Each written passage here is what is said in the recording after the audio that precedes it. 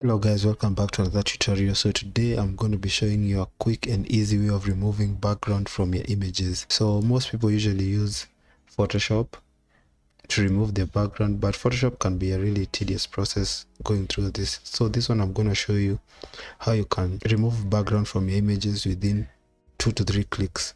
So you're going to go to your browser. So this is the website you want to go to. I've put it in the description, www.removebg.com. So upload an image.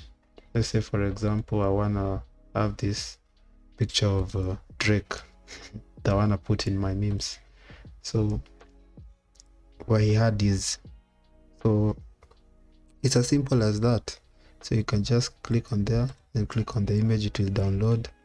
As you can see, you have your image background removed, and you can use it for whatever you wanted to use it for, and it's that easy. Like and subscribe.